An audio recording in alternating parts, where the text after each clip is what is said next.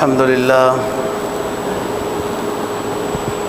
لله وكفى والصلاة والسلام على سيد الرسل وخاتم الأنبياء وعلى آله وأصحابه الذين أوفوا عهدا الذين هم خلاصة العرب الأربع وخير الخلائق بعد الأنبياء. ما بعد فأعوذ بالله من الشيطان الرجيم. بسم الله الرحمن الرحيم. وأمر أهلك بالصلاة واصطبر عليها لا نسألك رزقا نحن نرزقك والعاقبة للتقوى. قال النبي صلى الله عليه وسلم لا عدوى ولا هام ولا سفر. صدق الله العظيم وصدق رسوله النبي الأمي الكريم ونحن على ذلك لمن الشاهدين والشاكرين والحمد لله رب العالمين. 16واں پارہ سورہ طٰہٰ کی ایک آیت کریمہ تلاوت کی ہے اور جناب نبی پاک صلی اللہ علیہ وسلم کا ایک فرمان تلاوت کیا ہے جس کو امام مسلم نے روایت کیا ہے. آیت کریمہ کا مفہوم یہ ہے اللہ رب العزت اولاً خطاب نبی پاک صلی اللہ علیہ وسلم کو کر رہے ہیں اور طبعاً ساری امت کو خطاب ہے. وَأْمُرْ أَهْلَكَ بِالصَّلَاةِ وَاصْطَبِرْ عَلَيْهَا. آپ اپنے گھر والوں کو نماز کا حکم دیں اور اس پر صبر کریں. نحن نرزقک، ہم آپ کو رزق دیتے ہیں، دیں گے.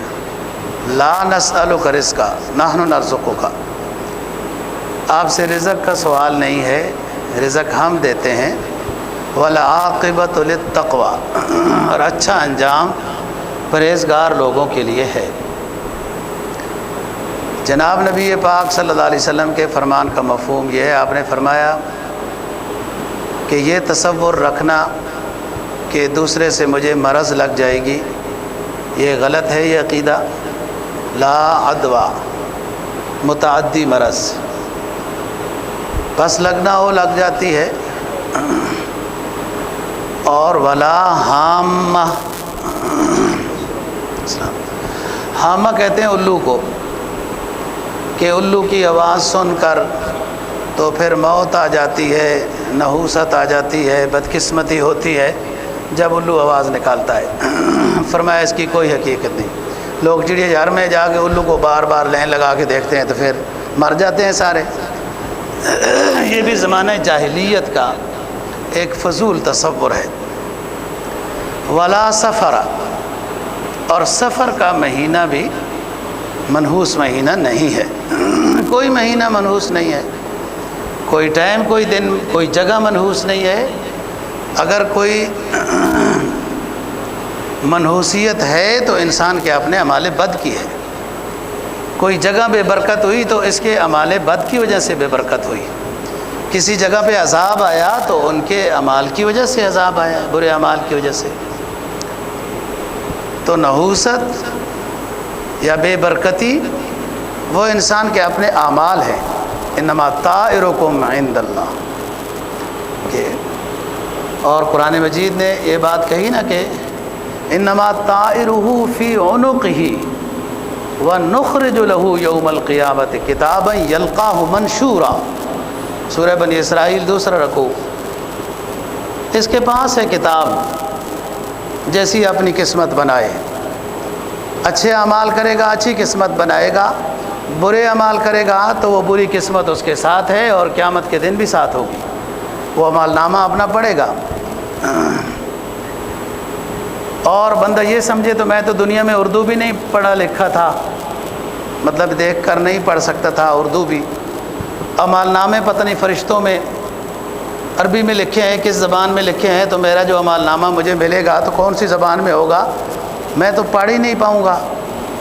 تو تو حدیث میں آتا ہے کہ انسان کو آخرت میں پڑھا لکھا اٹھایا جائے گا، وہ اپنے اعمال ناموں کو خود پڑھ لے گا۔ اقرأ کتابک کفا بنفسک الیوم حسیبا، تو اپنا اعمال نامہ خود پڑھ لے، خود ہی سمجھ جائے گا کہ یہ میرے۔ ایک بندہ اپنے اعمال نامے میں کچھ نیکیاں گم پائے گا، عرض کرے گا کہ میری تو فلاں فلاں نیکیاں تھی، بڑا ٹائم ٹیبل تھا، ہر روز کا اس نیکی کا میرا معمول تھا، اور وہ میں اپنے اعمال نامے میں گم پاتا ہوں۔ تو اللہ فرمائیں گے کہ تم نے جن لوگوں کی غیبتیں کی تھیں یہ نیکیاں ان کو دے دی گئی ہیں۔ تو بعض دفعہ انسان کی نیکیاں اس کے گناہوں کی وجہ سے ضائع ہو رہی ہوتی ہیں۔ تو یہ تصور زمانے جاہلیت کے تھے، اسلام سے پہلے لوگوں کے تھے، جس زمانے کو ہی تاریخ جاہلیت کا زمانہ کہتی ہے۔ اب کے زمانے کو جاہلیت کا زمانہ نہیں کہا جاتا۔ اللہ پاک نے اپنا آخری حبیب صلی اللہ علیہ وسلم بھیجا، ان کے حضرات صحابہ، فقہا، محدثین وغیرہ، انہوں نے علم ہر جگہ پہنچایا ہے۔ تو اب بھی لوگ سفر کے مہینے میں وہی عقیدہ رکھیں جو زمانے جاہلیت کے مشرکین مکہ کا تھا، یا متعدی مرض کا۔ سب سے بہترین پیسے والا شعبہ تو ڈاکٹر کا ہے، ہر مریض کو وہ دیکھتا ہے، اور ہر کوئی اول دوڑ میں تو ڈاکٹر ہی بننے کی فکر کر رہا ہوتا ہے۔ وہ اس کے نمبر کم آ جاتے ہیں تو وہ پھر ادھر کا ڈاکٹر نہیں بنتا، تو کہتا ہے چلو دانتوں کا ہی بن جاتا ہوں۔ کیوں؟ خدمت خلق تو الگ کہانی ہے، کسی کی نیت ہوگی، اصل تو خدمت بطن ہے، اس کے لیے یہ ساری فکر ہے۔ ہر کوئی ڈاکٹر بننا چاہتا ہے، اسے پتہ نہیں ہے میں ہر طرح کے مریض کو دیکھوں گا تو مجھے مرض لگ جائے گی۔ ایسی بات نہیں ہے، جب لگنا ہوتی ہے بابو لگ جاتی ہے۔ ہاں، جب نہ لگنا ہو تو دیکھو کتنوں کو نہیں بھی لگا کرونا، رولا اس کا اتنا ڈالا گیا جتنا کرونا تھا نہیں، جتنا رولا ڈالا گیا۔ یہی آج کل کی دنیا ہے، ساری رولے کے پیچھے ہی تو ہے۔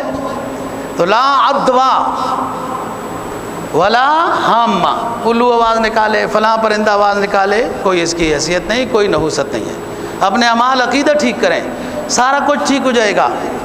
ولا سفر، زمانہ جاہلیت میں بھی سفر منحوس ہے، اب بھی بعض اسلامی کتابوں میں بھی یہ بات لکھی ہوئی ہے، پہلے 13 دن تو جناب بڑے خطرناک ہیں، ہزاروں مصیبتیں نازل ہوتی ہیں، پھر 13ویں دن دعوت کرو۔ ہاں، یہ اصل ہے جی۔ مولوی صاحب پھیر کے ساری کہانی کو آخر میں جو نتیجہ نکالتا ہے وہ یہ کہ پھر دعوت کرو، 13 سفر گزر جائیں، دعوت کرو، سب کو کھلاؤ، خود بھی کھاؤ، یہ مصیبتیں ٹل جاتی ہیں۔ یہ کوئی حقیقت نہیں ہے۔ ویسے آپ ہر روز کھانا کھلائیں، ہر روز ماشاءاللہ صدقہ کریں، اچھی بات ہے۔ الصدقہ تو تدفع البلاء، صدقہ جو ہے وہ مصیبت کو دور کرتا ہے، اللہ کے غضب کو ٹھنڈا کرتا ہے، جو مستقبل میں مصیبتیں آنے والی ہوتی ہیں ان کو رد کر دیتا ہے۔ لیکن اس کو یوں شریعت کا پیراگراف دے کر نہیں بیان کرنا چاہیے۔ کوئی سفر کا مہینہ منحوس نہیں۔ بعض کہتے ہیں اس میں پیٹ میں کیڑے ہو جاتے ہیں، فلاں ہو جاتا ہے۔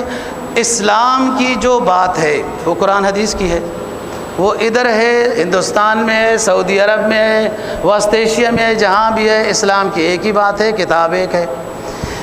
یہ رسم رواج، یہ بدعات، اس کے ہم موجد ہیں نا، ہم مخترع ہیں۔ رسم رواج بدعات کے ہم موجد ہیں، اسلام نے تو نہیں کہا۔ اس لیے ہر علاقے کا رواج الگ ہے، رسم الگ ہے، شادی کی تقریبات الگ ہیں۔ کبھی آپ افریقیوں کی شادی دیکھیں وہ کیا تماشا بناتے ہیں، کبھی ادھر دیکھو تو یہ کیا تماشا، کیونکہ یہ انسان کے خود ساختہ ہیں۔ ترکی میں عجیب طرح کی بدعات ہیں، اور وسط ایشیا میں اور عجیب طرح کی رسوم اور بدعات ہیں۔ کیوں؟ ان بدعات اور رسوم کا خالق انسان خود ہے، ہر علاقے میں اس نے بنا دی ہیں۔ کسی نے تعزیے نکالے، کسی نے جلوس نکالے، کسی نے ہار پہنائے، اور ہار پہناتے پہناتے پہناتے پہلے تو صرف مولوی صاحب کو، قوال کو، نعت خوان کو پہناتے تھے، پھر اس کے بعد اونٹوں اور گھوڑوں کے اوپر بھی وہ ہار پہنائے شروع کر دیے، اس لیے کہ یہ جس رسم و رواج ہماری خود ساختہ ہیں۔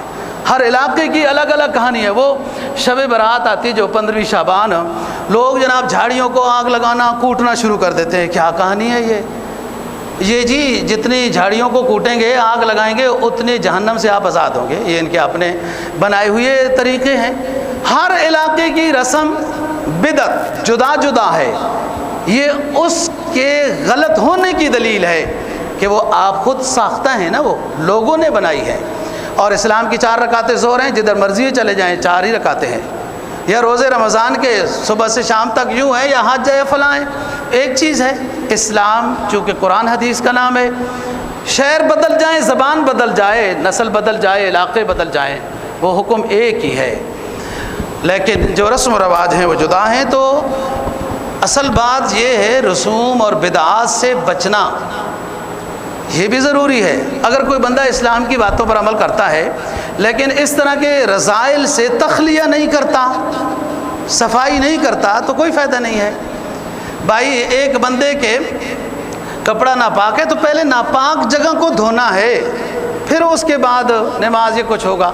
تو یہ جو اس طرح کے رسم و رواج ہیں یہ بچنا ضروری ہے، گھر میں کنٹرول کرنا ضروری ہے، گھر میں سمجھانا ضروری ہے۔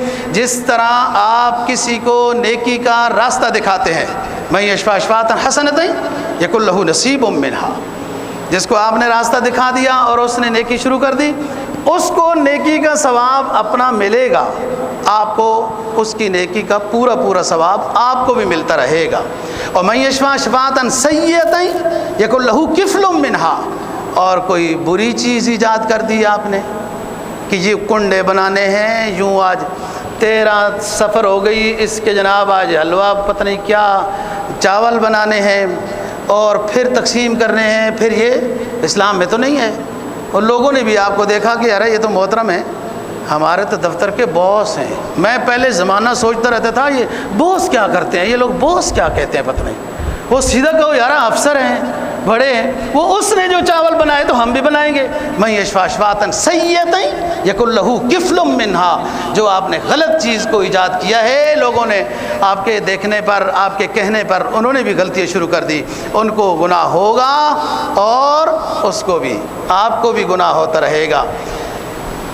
قرآن کیا کہتا ہے؟ لِيَحْمِلُوا أَوْزَارَهُمْ كَامِلَةً يَوْمَ الْقِيَامَةِ وَمِنْ أَوْزَارِ الَّذِينَ يُضِلُّونَهُمْ بِغَيْرِ عِلْمٍ، وہ لوگ جنہوں نے گناہ کیے وہ اپنا بوجھ تو پورا اٹھائیں گے، لیکن ان کے جو گمراہ کرنے والے ہیں وہ ڈبل بوجھ اٹھائیں گے۔ لِيَحْمِلُوا أَوْزَارَهُمْ كَامِلَةً يَوْمَ الْقِيَامَةِ وَمِنْ أَوْزَارِ الَّذِينَ يُضِلُّونَهُمْ بِغَيْرِ عِلْمٍ، جنہوں نے لوگوں کو غلط راستہ دکھایا وہ اپنا بوجھ بھی اٹھائیں گے، اور وہ جو غلطیاں کر رہے ہیں لوگ اس کا بوجھ بھی ان کو ہوگا۔ لیکن جو غلطیاں کر رہے ہیں وہ یہ سمجھیں کہ ہمیں تو فلانے نے غلط راستے پر چلا دیا ہے تو ہم تو معذور ہیں، ایسا نہیں ہے، آپ معذور نہیں ہیں، اس کو بھی سزا ہوگی۔ آپ نے اپنے آپ کو معذور کیوں سمجھا ہے؟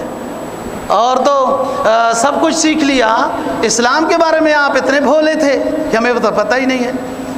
تو بات یہ ہے کہ یہ عقیدہ رکھنا فلانا یوں ہو جائے گا، ستارہ ادھر، جیسے مشرکین مکہ کا تو بارش آئے گی، پھر کئی زمانے تو بارش نہیں ہوتی، وہ ستارے چلتے نہیں تھے، لوگوں نے نماز استسقائیں پڑھی، بارشیں نہیں ہوئی۔ بڑے بڑے حضرات کے زمانے میں بھی یہ واقعہ ہے، حضرت عمر فاروق کے زمانے میں آیا، آپ صلی اللہ علیہ وسلم کے دور میں آیا، بارش نہیں آئی، آپ نے نماز استسقاء پڑھائی۔ وہ جو مشرکین مکہ کا عقیدہ تھا کہ فلانا ستارہ فلانے ستارے سے ٹکرتا ہے تو بارش آتی ہے، وہ کیوں نہیں ٹکرا؟ وہ اس نے سفر ہی بند کر دیا تھا۔ فضول باتیں ہیں یہ، لا نوع، یہ نوع کہتے ہیں ستارہ فلانا فلانی جگہ پر پہنچتا ہے تو بارش آتی ہے، فضول عقیدہ ہے۔ ولا طیرتا، بدفعلی لینا، ہم نکل رہے تھے کتا مل گیا، ہم نکل رہے تھے بلی مل گئی، سفر پر جا رہے تھے، ہم راستے میں جا رہے تھے تو فلانی چیز ہو گئی، لہٰذا ہمارا جو ہے نا جی سفر ٹھیک نہیں ہوگا، بے برکت ہوگا۔ یہ نحوست لی، بدفعلی لی، اسلام میں اس کی کوئی حیثیت نہیں ہے۔ آپ اسلام مسلمان ہیں نا، آپ اسلامی طریقے سے سفر کریں، نہائے دھوئیں، باوضو ہوں، 2 رکعت صلاۃ الحاجت پڑھیں، اللہ سے دعا مانگیں، سفر کی دعا کریں، اس میں خیر ہوئی تو ملے گی، شر ہوئی تو اللہ بچائے گا۔ رجوع اللہ ہے نہیں، رجوع اللہ ہے نہیں، اور ویسے ہی سفر ہو رہے ہیں، کاروبار ہو رہے ہیں، تجارت ہو رہی ہے، نوکری ہو رہی ہے، جس میں پہلے اللہ سے مانگا ہی نہیں گیا، پھر اس میں بے برکتی ہو گئی تو پھر یہ اس کی نحوست نکالنے لگ گئے۔ نحوست کی کوئی چیز نہیں، انسان خود اپنے آپ کو بابرکت بھی بنا سکتا ہے اور منحوس بھی بنا سکتا ہے، یہ اس کے اپنے اختیار میں ہے۔ کوئی مہینہ منحوس نہیں، کوئی گھڑی منحوس نہیں، اگر ہے تو اپنے اعمال ہیں، وہ جس کی پاداش بعض دفعہ دنیا میں آتی ہے ما ظلمہم اللہ، یہ پکا عقیدہ ہے، یاد رکھنا، ما ظلمہم اللہ ولکن کانوا انفسہم یظلمون، اللہ کسی پر زیادتی نہیں کرتا ذرہ برابر بھی۔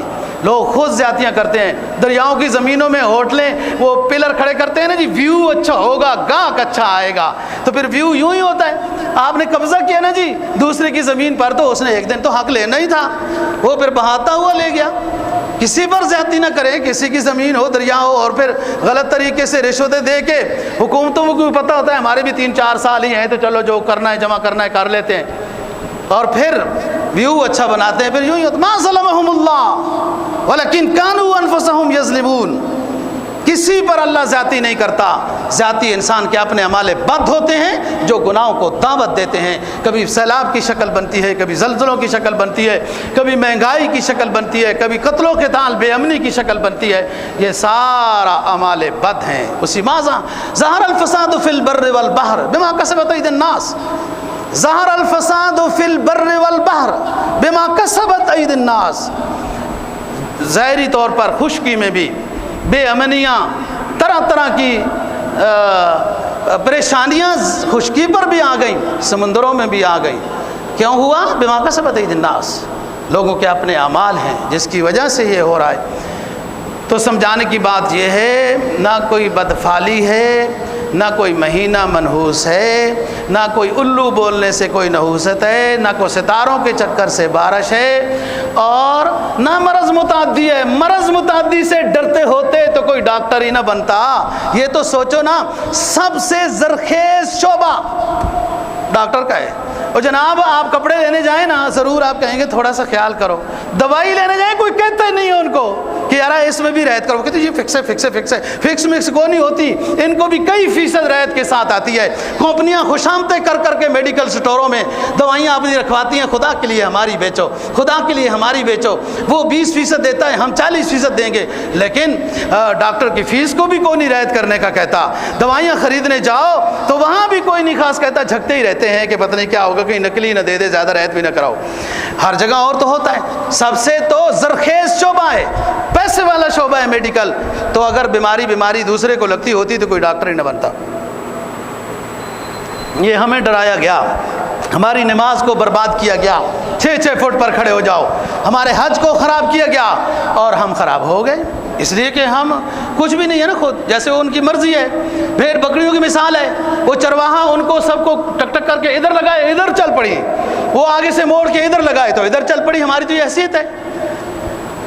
تو نہ کوئی نحوست ہے، اور نہ کوئی مہینہ منحوس ہے، نہ کوئی بدفعلی ہے، نہ کوئی الو کے بولنے سے، نہ کوئی خیالی، بلا غولا حدیث کہتا ہے لا عدوہ ولا طیرتا ولا حامہ ولا غولا ولا نوعا، یہ کوئی چیز نہیں ہے۔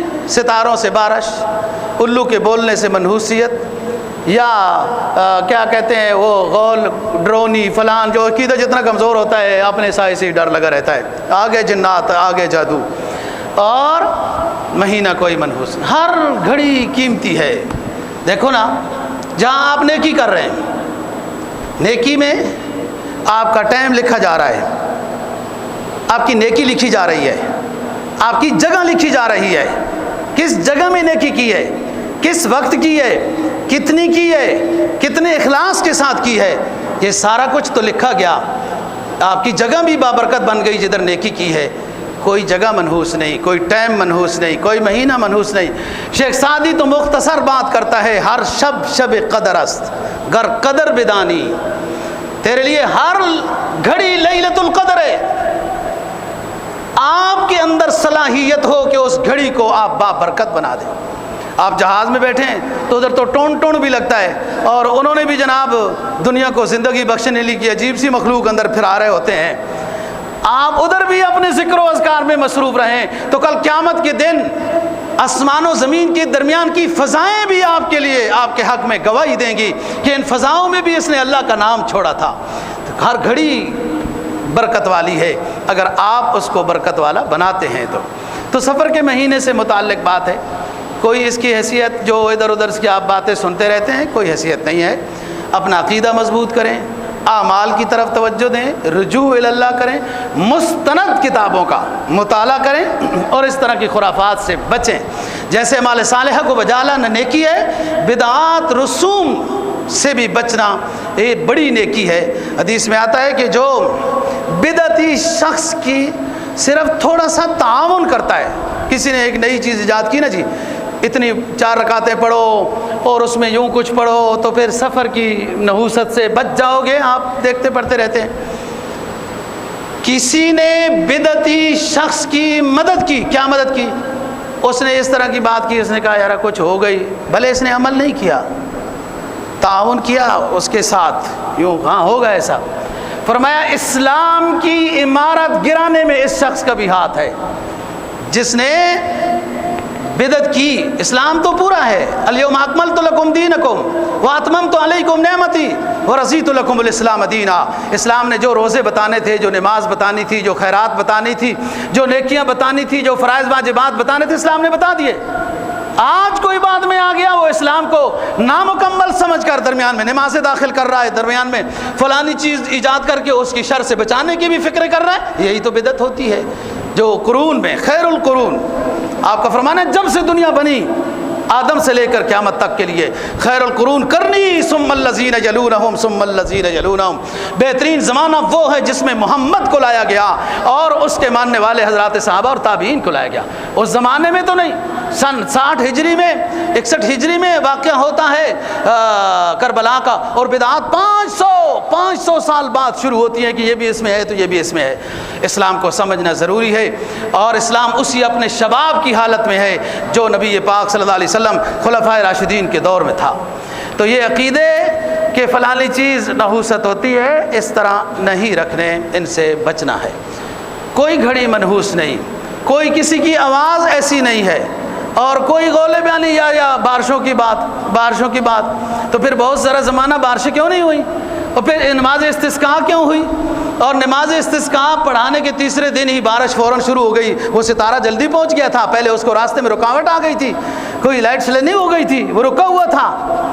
عقیدہ ہے مضبوط عقیدہ، ان اللہ عنده علم الساعہ وینزل الغیث ویعلم ما فی الارحام وما تدری نفس ماذا تکسب غدا وما تدری نفس بأی ارض تموت ان اللہ علیم خبیر۔ قیامت کب آئے گی اسی کو معلوم ہے، علامات پہلے ہو سکتی ہیں، صحیح وقوع فٹ ٹائم صرف اللہ ہی کو معلوم ہے۔ اور بارش کب آئے گی، کتنی آئے گی، کیسے آئے گی، پتہ ہوتا تو پہلے سارے بھاگ جاتے نا جی۔ وہ بڑے آلات ہیں اور بڑا پہلے پتہ چل جاتا ہے۔ دنیا بڑی ایڈوانس ہو گئی، خاک ایڈوانس ہو گئی، دنیا ایڈوانس ہو گئی، انسان کا بیڑا غرق کرنے کے لیے ایڈوانس ہو گئی۔ پہلے قدرتی گندم کھاتے تھے، اب وہ اس والی کھاد والی اور طرح طرح کے کیمیکل والی کھاتے ہیں، یہ دنیا نے ترقی کی ہے۔ پہلے قدرتی فروٹ کھاتے تھے، اب وہ سپرے والے کھاتے ہیں کہ بیماری جلدی لگتی ہے۔ کیا دنیا نے ترقی کی ہے، بڑے ایڈوانس ہو گئی، فلان ہو گیا۔ بتاتے ہیں نا پہلے کہ سیلاب آ رہا ہے، اس طرح ہو رہا ہے، لوگ وہاں سے کوچ بکا نہیں کرتے۔ ان اللہ عنده علم الساعہ، عقیدے کو مضبوط کرو۔ وَيُنَزِّلُ الْغَيْثَ، کتنی بارش آئے گی، کب آئے گی، کہاں آئے گی، کیسے آئے گی، کیا ہونے والا ہے، کیا نہیں ہونے والا ہے۔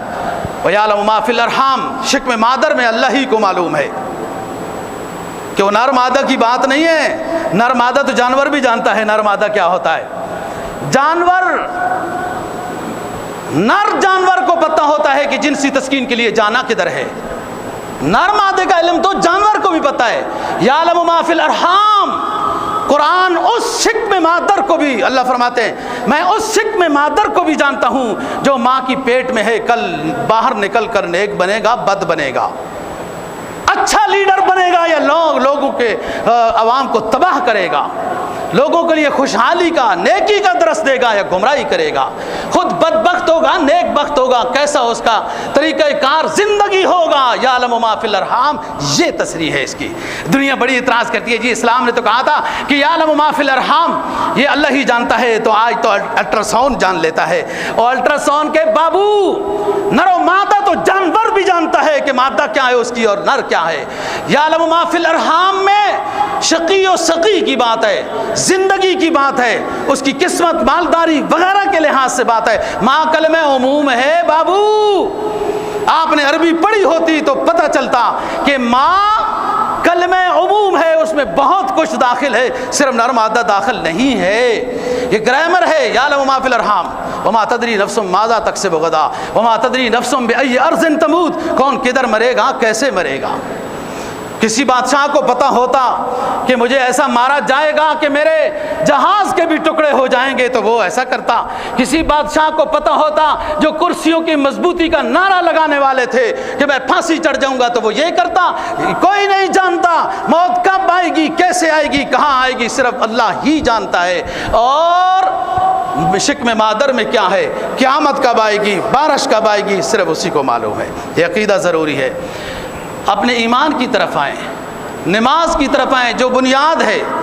ہم جو لیس البر ان تولوا وجوہکم قبل المشرق والمغرب پر بات کر رہے تھے کہ اس میں عقیدہ بھی بیان ہوا، معاملات بھی بیان ہوئے، اخلاقیات بھی بیان ہوئے، معاشرت بھی بیان ہوئی، عبادات بھی بیان ہوئے۔ عبادات کا آج درجہ ہے۔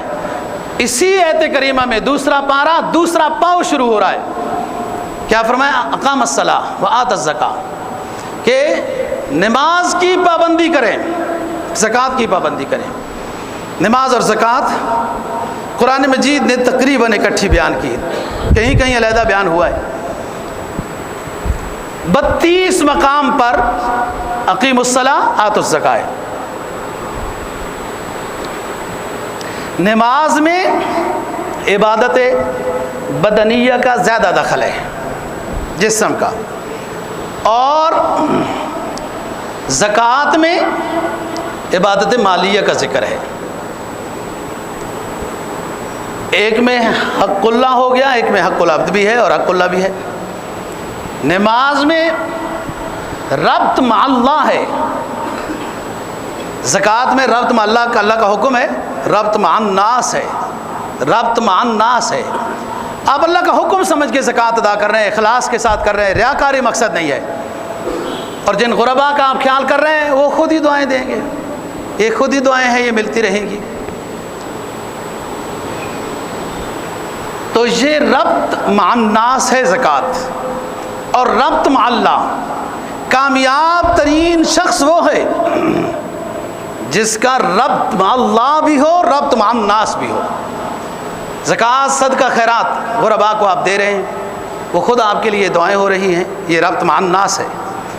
اور دن میں 5 مرتبہ، یہ روحانی فائدہ تو نماز کا ہے ہی۔ یہ تو آپ حضرت موسیٰ علیہ السلام کا احسان سمجھیں، پھر نبی پاک صلی اللہ علیہ وسلم کا احسان سمجھے کہ بار بار آپ تشریف لے جاتے رہے اور عرش پر حاضری دیتے رہے کہ یہ تو میری قوم تو 3 بھی نہیں پڑھ سکی تھی، 5 کیسے پڑھے گی؟ تو ماشاءاللہ 50 سے 5 ہو گئی، اور لا تبدیل لکلمات اللہ کا اعلان ہو گیا کہ اے میرے آخری حبیب، 50 کا ہم نے اعلان کیا تھا، 45 معاف کی ہیں، اب 5 پڑھنی ہے، لیکن ہم ثواب 50 کا ہی دیتے رہیں گے۔ لا تبدیل لکلمات اللہ، ہمارے فیصلے میں کوئی تبدیلی نہیں ہے۔ یہ تو رحم و کرم ہوا، اس میں روحانیت ہے، اللہ سے ملاقات ہے، صفائی ستھرائی پاکیزگی ہے، بہت سارے اعضاء جسم کے وہ نماز کی برکت سے ٹھیک ٹھاک رہتے ہیں، نماز کی برکت سے ٹھیک ٹھاک رہتے ہیں۔ اور یہ نماز اللہ کے قرب کا بھی ذریعہ ہے۔ حقوق العباد بہت اونچی چیز ہے۔ شہید کے سارے گناہ معاف، قرض معاف نہیں ہے، لیکن میدان حشر میں، میزان قبر میں، من ربوں کا، من نبیوں کا، من دینوں کا، یہ 3 سوال ہیں۔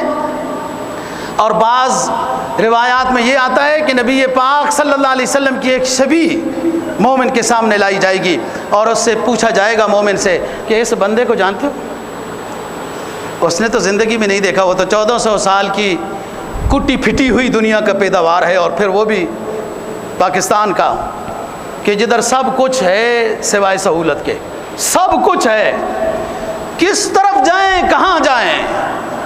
ہماری وہ حالت ہے کہ ہم سائل بے وسیلہ ہیں۔ وہ تو 1400 سال بعد آیا، اس کی تو زیارت نہیں ہوئی، وہ تو صحابی نہیں ہے، لیکن وہ اپنے ایمان کی روشنی میں اپنے پیغمبر اسلام کو پہچان لے گا، کہاں یہ میرا پیغمبر ہے، اے سوال کرنے والے فرشتوں میرا اس پر ایمان۔ یہ 3 سوال تو قبر میں ہیں۔ آگے میدان حشر میں سب سے پہلا سوال حساب و کتاب، کاروبار، مالداری، فلاں فلاں، وہ بعد میں، ہاں بندے آؤ نماز کی پابندی کی ہے یا نہیں، سب سے پہلے اولی پرس سے نماز بابا، سب سے پہلے اس ایمانیات کے بعد۔ اور بندے سمجھے کہ جناب من ربوں کا، من دینوں کا، من نبیوں کا، یہ بھی کوئی مشکل ہے، یہ تو آسان سوال ہے، ساری دنیا جو مرضی کرتے رہو، قبر میں تو یہ سوال ہم بھی پکا لیں گے۔ نہیں، جس کی زندگی صحیح گزری ہوگی وہ ان سوالوں کا جواب صحیح دے سکے گا، اور جس کی زندگی صحیح نہیں ہوئے گی ڈر جائے گا، حواس باختہ ہو جائے گا کہ ہائے ہائے کرے گا۔ ہاں ہاں ہاں ہاں، حدیث ہے، مشکات شریف کتاب الایمان پڑھیں۔ اور آج کل جس کو دنیا تہذیب کہتی ہے، تہذیب یافتہ دنیا ہے جی، تمہیں پتہ نہیں ان کی کس چیز میں تہذیب نظر آئی، کوئی نظر تو بناتے کہ تہذیب تمہیں نظر آتی۔ وہ کیا کرتے ہیں آپس میں دعا سلام، کبھی جہاز میں سفر ہو نا تو انگریز پہلے بیٹھے ہوں، دوسرے انگریز آئیں ہاں، وہ دوسرے بھی کہتا ہے ہاں، یہ تو جہنمیوں کا سلام ہے۔ اسلام کا سلام تو السلام علیکم ورحمۃ اللہ ہے، اہلا و سہلا مرحبا۔ دنیا ان کو تہذیب یافتہ کہتی ہے جنہیں خود کچھ نہیں ملا نا جی۔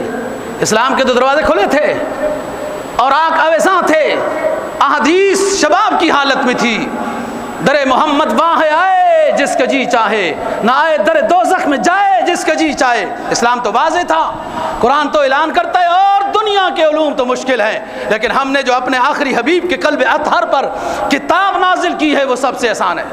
فرمایا وَلَقَدْ يَسَّرْنَا الْقُرْآنَ لِلذِّكْرِ فَهَلْ مِن مُدَّكِرٍ وَلَقَدْ يَسَّرْنَا الْقُرْآنَ لِلذِّكْرِ فَهَلْ مِن مُدَّكِرٍ، ہم نے اپنی آخری کتاب بڑے آسان الفاظ میں، آسان لغت میں نازل کی، کیا کوئی ہے اس کتاب آخری نورانی کتاب سے نصیحت حاصل کرنے والا، اپنا عقیدہ درست کرنے والا، معاملات درست کرنے والا، تجارت درست کرنے والا، عقیدہ آخرت درست کرنے والا۔ وَلَقَدْ يَسَّرْنَا الْقُرْآنَ لِلذِّكْرِ فَهَلْ مِن مُدَّكِرٍ، قرآن کا تو اعلان ہے۔ او گاؤں دیہات کے لوگ، شرط تو مدرسوں کی ہوتی ہے کہ 5 پڑھا ہوا ہو، لوگ کہتے ہیں یہ مولوی لوگ سکولوں کے مخالف ہیں۔ کیوں مخالف ہیں؟ دیکھو نا، 5 پڑھا ہوا لیتے ہیں، سکولوں کے مخالف ہیں۔ حفظ جب کراتے ہیں 5 پڑھا ہوا لیتے ہیں، آپ کے سکول کے حق میں ہیں۔ سارے مولویوں کی اولاد دونوں علوم سے باخبر ہے، اور آپ کو بھی باخبر کرنا چاہتے ہیں کہ آپ دین بھی پڑھیں، دنیا بھی پڑھیں۔ میرے دونوں بیٹے ڈبل ایم اے ہیں، عالم دین بھی ہیں اور یونیورسٹیوں سے بھی یہ ڈگری حاصل کی۔ بیٹی بھی ایک یہ اللہ نے دی، اور اپنے مقدر کو اللہ آگے ان کے نظام درست کرے، اس کو بھی ڈبل تعلیم دی اور ماسٹر کی دی۔ ہم کیوں سکول کی تعلیم سے ناراض ہیں؟ ہم کہتے ہیں دونوں تعلیمیں حاصل کریں، اور وہ فارابی بن کے اٹھیں، وہ جو تمہارے بڑے بڑے اسلاف، تاریخ کے وہ مینار جو دنیا کے علوم کے موجد تھے، ان کی پیروی کر کے اٹھو۔ تمہیں کیوں ضرورت پڑے باہر سے انجینئر اور فلاں فلاں منگوانے کے لحاظ سے؟ چلو بات یہ کہ مدرسے 5 پڑھا ہوا حفظ کے لیے لیتے ہیں، لیکن اگر کوئی 5 پڑھا ہوا نہ بھی ہو تو مدرسے تب بھی لے لیتے ہیں کہ کوئی بات نہیں، اور پھر بھی وہ بچہ پڑھ جاتا ہے۔ جب ان پڑھ بچہ قرآن کا حافظ بن جاتا ہے، پھر اس کے بعد اس کو لکھنا پڑھنا سکھاتا ہے، تو وہ قرآن پڑھنے والا عالم دین بن جاتا ہے۔ تو آپ تو پڑھے لکھے ہیں، آپ کے لیے تو قرآن اور آسان ہے، لیکن ضروری ہے کسی صحیح مستند عالم کی تفسیر کو پڑھیں۔ وہ آج کل کونوں میں جو بیٹھے ہیں، 2-4 بندے سامنے بٹھا کے یوٹیوب کے اوپر سکالر بنے ہوئے ہیں، محقق اعظم بنے ہوئے ہیں، اور دنیا کو گمراہ کرنے کا ٹھیکہ لیا ہوا ہے، اور انہیں ابھی تک یہ نہیں سمجھ آیا ان یوٹیوب کے سکالروں کو، اسلام کے ٹھیکے داروں کو، وہ اسلام کے باغیوں کو جو عالم نہیں بنے، اردو کتابوں کا مطالعہ کر کے عالم بن گئے، انہیں تو یہ بھی نہیں ابھی تک سمجھ آیا کہ حضرت امیر معاویہ رضی اللہ تعالیٰ عنہ کا مقام کیا ہے، اور کچھ نہیں انہیں کتابوں میں ملا، تو حضرت امیر معاویہ رضی اللہ تعالیٰ عنہ کی مخالفت کر دی۔ او بدبختو، رضی اللہ تعالیٰ عنہ کی مخالفت کر کے تم بدنام کر رہے ہو حضرت حسن رضی اللہ تعالیٰ عنہ کو۔ حضرت حسن رضی اللہ عنہ نے امیر معاویہ رضی اللہ تعالیٰ عنہ کو بلا کر کوفہ کی اپنی جامع مسجد میں ان سے خطبہ دلایا، ان کے ہاتھ پر بیعت کی اور حسین کو کہا کہ اٹھو، تمہارا بھائی جس چچا کے ہاتھ پر بیعت کرتا ہے تم بھی اس چچا کے ہاتھ پر بیعت کرو، اور میں اپنی وہ خلافت جو اپنے باپ مجھے دے کے گیا حضرت علی رضی اللہ عنہ، میں اپنی خلافت اپنے چچا حضرت امیر معاویہ رضی اللہ تعالیٰ عنہ کے حوالے کرتا ہوں۔ یہ حضرت امیر معاویہ کا مقام ہے کہ جس کے مقام کو مانے حسن، جس کے مقام کو مانے حسین، اس کو تو نہ سمجھے۔ یہ ان محققین کی بات کر رہا ہوں جو یوٹیوب پر اپنی ٹور بنانے کے لیے اسلام کے دشمن بنے ہوئے ہیں۔ کوئی غلطی ہو یا نہ ہو، ہم حضرت حسن رضی اللہ تعالیٰ عنہ کی فیصلے کو، صلح کو، بیعت کو، اپنی خلافت کے حوالے کرنے کو آمنا وسلم نہ کہتے۔ جس کو حسن مانے ہم نہیں اس سے دشمنی کر سکتے، اور جس سے حسین کی جس سے جنگ ہو ہم اس کو اچھا نہیں کہہ سکتے۔ حسین کی جنگ یزید سے ہوئی، بے شک وہ ایک بہت بڑے جلیل القدر صحابی کا بیٹا ہے، لیکن نواسہ رسول سے جنگ کی آرڈر دیا۔ جس کی حسین کے ساتھ جنگ ہو ہم اس کو اچھا نہیں کہہ سکتے، اور جس کو حسن اچھا مانے ہم اس کو غلط نہیں کہہ سکتے۔ یہ عقیدے کی بات ہے۔ حضرات صحابہ رضی اللہ عنہم کو ماننا، یہ قرآن کو ماننا ہے۔ سنو قرآن کی آیت، پہلا پارہ۔ وہ کچھ پڑھنے جاتا ہے نا مدرسے میں، وہ بھاگتے بھاگتے بھی ٹائم لگتا ہے جی، ایک دو پارے تو پڑھ ہی لیتا ہے، پہلے تو پارہ پڑھ ہی لیتا ہے پھر بھاگتا ہے نا۔ وہ جو دوسرا قاری آتا ہے نا، وہ ذرا تاؤ دیتا ہے نا مجھ پر، آواز نکالتا ہے تو دنیا ڈر جاتی ہے۔ اتنا نہیں ڈرنا چاہیے۔ فَإِنْ آمَنُوا بِمِثْلِ مَا آمَنْتُمْ بِهِ فَقَدْ اهْتَدَوْا۔ وہ ایمان والو، اگر تم ایمان لا سکتے ہو میرے پیغمبر، آخری پیغمبر کے صحابہ جیسا، تو میں تمہارا ایمان قبول کرتا ہوں۔ اور اگر تم میرے صحابہ جیسا ایمان نہیں لا سکتے ہو، کسی دو پیسے کے سکالر یوٹیوب کے ٹاؤٹ کے پیچھے چلتے ہو، صحابہ جیسا ایمان نہیں لایا، تم نے اپنے دلوں میں محبت صحابہ، محبت اہل بیت انبیاء نہیں لائی، کوئی اور راستے کا ایمان لیتے رہے، وہ قبول نہیں ہے، وہ قبول نہیں ہے۔ یہ مضبوط عقیدے کی بات ہے۔ تو بات یہ ہے دوستو، مستند عالم دین کی تفسیر سمجھے، پڑھیں۔ بریلوی مسلک فکر، پیر کرم شاہ صاحب کی تفسیر پڑھیں، ضیاء القرآن 8 جلدوں میں نے پڑھی، میں تو دیوبندی مسلک کا ہوں، ماشاءاللہ اچھی تفسیر ڈاکٹر صاحب نے لکھی ہے۔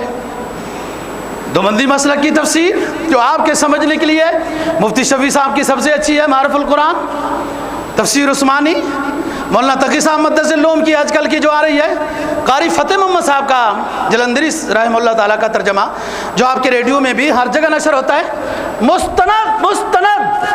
وہ کسی اہل حدیث کی تفسیر بھی پڑھ لی نا تو کوئی بات نہیں، وہ درمیان میں پتہ کیا کرتا ہے، رفع یدین۔ قرآن میں رفع یدین کوئی نہیں ہے، لیکن اس نے اپنی وہ جو بات ہے وہ تو کرنی ہے نا، تو خیر ہے، آپ کے اندر علم اتنا ہونا چاہیے نا، آپ اہل حدیث کی تفسیر پڑھتے ہیں، جدھر وہ جائے گا آپ سمجھ جائیں گے کہ یہ وہ ظاہر ہے اس نے اپنے مسلک کو کہیں سے تو درمیان میں گھما کے لانا ہے نا، تو کوئی بات نہیں۔ تفسیر کسی عالم، اپنے مجھ سے نہیں، کسی اپنے عالم سے، پیر سے، جس سے آپ کا تعلق ہے، پوچھ کے پڑھیں، جہاں غلطی آئے گی ضرور آئے گی۔ ہم بھی تو پوچھتے ہیں نا، ڈاکٹر صاحب سر میں درد ہے کیا کھائیں؟ جی آپ کو بھی تو اس روحانی لحاظ سے مشکل آئے گی تو کسی ڈاکٹر سے رابطہ کرنا پڑے گا۔ آپ ان سے پوچھ کے تفسیر کا، حدیث کا مطالعہ کریں، انشاءاللہ بہت کچھ حاصل ہو جائے گا، بہت کچھ۔ سارا تو نہیں، سارا تو اس کو بھی نہیں حاصل ہوتا جس نے 1000 سال زندگی اسلام کے پڑھنے پڑھانے میں، اس کو 1000 سال زندگی مل جائے نا جی، 1000 سال زندگی مل جائے، پوری زندگی اس نے کھپا دی ہو علم دین میں، اور امام شافعی رحمہ اللہ کے مسلک پر عمل کیا ہو۔ امام شافعی نے خود تو شادی کر لی، لیکن لوگوں کو کہتے رہے کہ یہ شادی نہ کرتا تو اچھا تھا، شادی نہ کر کے دین کی خدمت زیادہ کرتا۔ لیکن آج کل کے لوگوں کے لیے شادی کرنا صحیح ہے، زیادہ ضروری ہے۔ ان کو تو یوٹیوب نے، تو موبائل نے، تو فلان نے وقت سے پہلے ہی جوان کر دیا ہے۔ ایمان کی تکمیل کے لیے شادی کا جلدی کرنا ضروری ہے، اور شادی کے بعد آپ کے رزق کے دروازے کھلیں کھڑے ہو، پہلے کوٹھی ہونی چاہیے، پہلے گاڑی ہونی چاہیے، پہلے بڑا لاکھوں کا روزگار ہونا چاہیے، پھر بیوی کریں گے، پھر بڑھاپے میں بیوی آپ کو کیا کرے گی وہ خود ہی سمجھتے ہو بہتر۔ جوانی کے زمانے میں سرکار دو جہاں صلی اللہ علیہ وسلم کا کس جگہ میں کاروبار تھا، کون سی کوٹھی تھی، کون سے بنگلہ تھا؟ جب 25 سال کے زمانے میں حضرت خدیجہ رضی اللہ تعالیٰ عنہ سے، وہ تو الگ بات ہے کہ وہ پہلے کچھ کاروبار یہ جو ہی، لیکن شادی کرنے کے بعد انکحوا الایام منکم، آؤ 18واں پارہ سورہ نور میں، انکحوا الایام منکم والصالحین من عبادکم ان یکونوا فقراء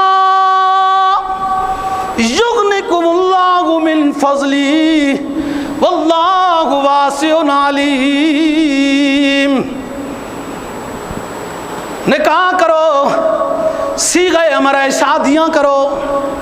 اگر تم فقیر ہو، تمہارا جو رفیق سفر بننے والا ہے، رفیق حیات جو تمہاری بننے والی ہے، اس کی برکت سے اللہ تمہیں غنی بنا دے گا۔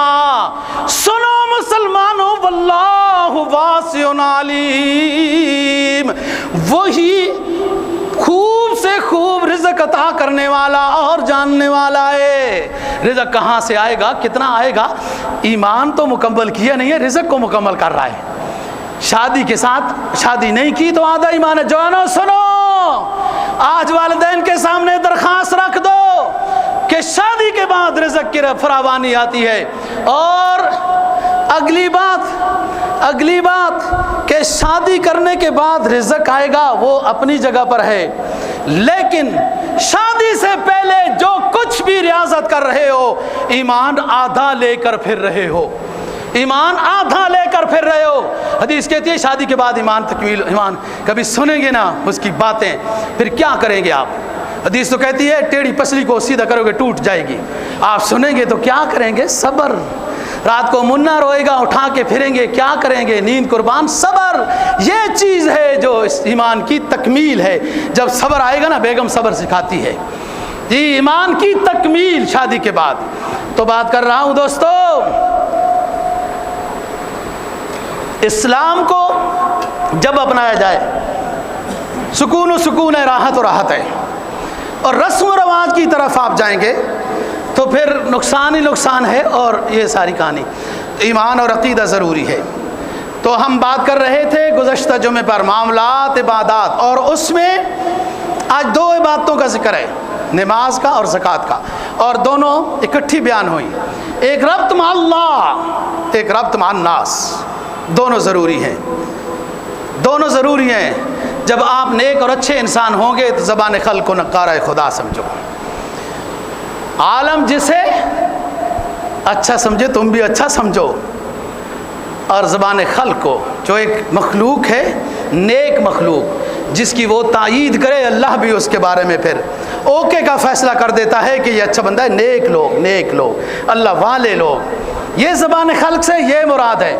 ہاں نہیں تو ہر کل یعمل علی شاکلتی فربکم اعلم بمن اهدی سبیلا، اور کسی نے لیڈر بنائے ہوئے، اس کے 4 چمچے بھی ہوتے ہیں، زندہ باد زندہ باد، اور اس کو دھڑم کر کے گراتے بھی ہیں، لیکن سمجھ بعد میں آتی ہے۔ قرآن مجید نے نماز کی جو تائید کی ہے وہ بہت زیادہ ہے۔ پیغمبروں کا ذکر ہوا، اب آئیں سورہ طٰہٰ ختم ہو رہی، وَأْمُرْ أَهْلَكَ بِالصَّلَاةِ وَاصْطَبِرْ عَلَيْهَا لَا نَسْأَلُكَ رِزْقًا نَحْنُ نَرْزُقُكَ۔ آپ پڑھے لکھے ہیں، تھوڑا سمجھے بات کو۔ بات ہو رہی ہے وَأْمُرْ أَهْلَكَ بِالصَّلَاةِ، آپ اپنے گھر والوں کو نماز کا حکم دیں، وَاصْطَبِرْ عَلَيْهَا، اور وہاں سے کچھ ہوگا یا یوں ہوگا وہ صبر کرنا ہے اور سمجھانا، ایسے نہیں ایک ہی دن کہہ دیا تو بس کافی ہے۔ لا نسألک رزقا نحن نرزقک، بات نماز کی ہو رہی ہے۔ قرآن کا دوسرا جملہ آتا ہے کہ آپ نماز کی پابندی کریں، اور پہلا جملہ گھر والوں کو بھی نماز کا کہیں، اس پر صبر کریں۔ آگے دوسرا جملہ اس آیت کا یہ ہے کہ ہم آپ سے رزق نہیں مانگتے، رزق ہم دیتے ہیں۔ رزق کا نماز کے ساتھ کیا مطلب ہے؟ کیا ربط ہے؟ قرآن کی ہر آیت کا دوسری آیت کے ساتھ ربط ہوتا ہے، ہر جملہ اسمیہ خبری کا جملہ اسمیہ خبریہ سے ربط ہوتا ہے، یہاں ربط کیا ہے؟ حکم نماز کا ہے اور آگے کا ہے اللہ کہہ رہا ہے کہ ہم آپ سے رزق نہیں مانگتے، رزق ہم دیتے ہیں۔ کیوں؟ یہ کیا بات ہے؟ بعض دفعہ رزق کی تلاش میں بندہ نماز کو ضائع کر دیتا ہے، اس لیے رزق جو ہم نے لکھا ہے وہ ہم دے کے رہیں گے۔ جب ہماری اذان آواز اللہ اکبر کی بلند ہو، تم اب ہمارے حق کو ادا کرنے کے لیے آ جاؤ، رزق ہمارے ذمہ، ما من دابۃ فی الارض الا علی اللہ رزقها یعلم مستقرها ومستودعها کل فی کتاب مبین۔ اسباب خیر کو اختیار کرنا، اسباب خیر کو اختیار کرنا یہ سنت پیغمبرانہ ہے، اور اس کے فیصلوں کو، اس اسباب خیر آپ نے اختیار کیے، فیصلے اللہ کے حوالے کر دینا۔ بہت سے وہ لوگ جو اتنی بڑی محنت بظاہر وہ کہتے ہیں کہ کر رہے ہیں لیکن اتنا ان کو نہیں ملا، یہ اللہ کا فیصلہ ہے۔ رزق کی جستجو میں کہیں نماز تمہاری ضائع نہ ہو۔ ادھر آؤ، حضرت اسماعیل علیہ السلام کی سورہ مریم میں اللہ پاک نے تعریف کی، فرمایا اے حبیب واذکر فی الکتاب اسماعیل انہو کان صادق الوعد وکان رسولا نبیا۔ اے میرے آخری حبیب، آپ ذرا اپنی بیانوں میں میرے ایک جو آپ کے اوپر والے سلسلے میں ابراہیم کا بیٹا اسماعیل علیہ السلام ہے، اس کا تذکرہ بھی کر دیجئے۔ انہو کان صادق الوعد وکان رسولا نبیا۔ وہ بڑا اونچا ہمارا پیغمبر تھا، اونچا کیوں نہ ہو کہ اس کے شجر نسب میں سے میں نے امام الانبیاء سراج منیر بھیج کر تاریک دنیا کو روشن کر دیا۔ وَأْمُرْ أَهْلَكَ بِالصَّلَاةِ وَاذْكُرْ فِي الْكِتَابِ إِسْمَاعِيلَ إِنَّهُ كَانَ صَادِقَ الْوَعْدِ وَكَانَ رَسُولًا نَبِيًّا۔ آگے چلیں۔ وَكَانَ يَأْمُرُ أَهْلَهُ بِالصَّلَاةِ وَالزَّكَاةِ وَكَانَ يَأْمُرُ أَهْلَهُ بِالصَّلَاةِ وَالزَّكَاةِ وَكَانَ عِندَ رَبِّهِ مَرْضِيًّا۔ اسماعیل علیہ السلام اللہ کے خلیل کا لخت جگر ہے، اونچا پیغمبر ہے، جس کے شجر نسب میں سے امام الانبیاء آیا۔ اس کا اونچا کارنامہ یہ تھا کہ اپنے اہل و عیال کو نماز کا حکم دیتا تھا، زکوٰۃ کا حکم دیتا تھا، اور ہمارا بڑا پسندیدہ بندہ تھا۔ آگے چلیں، آگے چلیں۔ فرمایا فخلف من بعدهم خلف اضاعوا الصلاۃ واتبعوا الشہوات فسوف یلقون غیا۔ یہ اونچی جماعت گزری، ان کے اچھے اچھے جانشین گزرے، لیکن زمانہ گزرنے کے بعد ان کے برے جانشین آ گئے۔ فخلف من بعدهم خلف، لام پر جب جزم ہو تو برے جانشین، فخلف من بعدهم خلف لام پر زبر ہو تو اچھے جانشین۔ قرآن کہتا ہے یہ مبارک لوگ جب دنیا سے چلے گئے، آہستہ آہستہ ان کے برے جانشین آ گئے، اور ان کی برائی یہ تھی کہ نماز کو ضائع کرتے تھے، نماز پڑھتے تھے جماعت کے بغیر پڑھتے تھے، نماز پڑھتے تھے ارکان و شرائط کا خیال نہیں رکھتے تھے، نماز پڑھتے تھے قضا کرتے تھے، یا نماز ہی نہیں پڑھتے تھے، شہوات کی پیروی کرتے تھے۔ سورہ مریم اس آیت کی تفسیر دیکھ لیں مستند تفاسیر میں، فسوف یلقون غیا، نماز کو ضائع کرنے والے جہنم کی ایک ایسی وادی میں ڈالے جائیں گے جس کا نام غیا ہے، اور غیا جہنم کی وہ وادی ہے کہ جس سے دوسری جہنم بھی پناہ مانگتی ہے کہ اتنی بری ہے یہ نماز کو ضائع کرنے والے۔ حدیث میں آتا ہے، سارے توجہ کے ساتھ سنیں، اپنے ٹائم کو مت دیکھیں، حدیث پاک کی روشنی کو اپنے قلب و جگر میں جگہ دیں۔ فسوف یلقون غیا میں 7 طرح کے لوگ ڈالے جائیں گے، 7 طرح کے لوگ۔ نماز کو ضائع کرنے والے نمبر 1، والدین کے نافرمان نمبر 2، نمبر 3 جھوٹی گواہی دینے والے، نمبر 4 شراب کے عادی، نمبر 5 زنا کے عادی، نمبر 6 سود خور، نمبر 7 وہ عورت کو پتہ ہوتا ہے کہ یہ جو میرا بچہ پیدا ہوا ہے شور سے ہے یا کہیں غلط دوستی تھی تو وہاں سے ہے، وہ عورت کہ جس کا بچہ جس سے ہے اس کی طرف منسوب نہیں کر رہی، غیر والد کی طرف منسوب کرتی ہے، یہ عورت بھی فسوف یلقون غیا۔ باقی بات اگلے جمعے کو اللہ دین کی سمجھ اور عمل کی توفیق نصیب فرمائے۔ خدا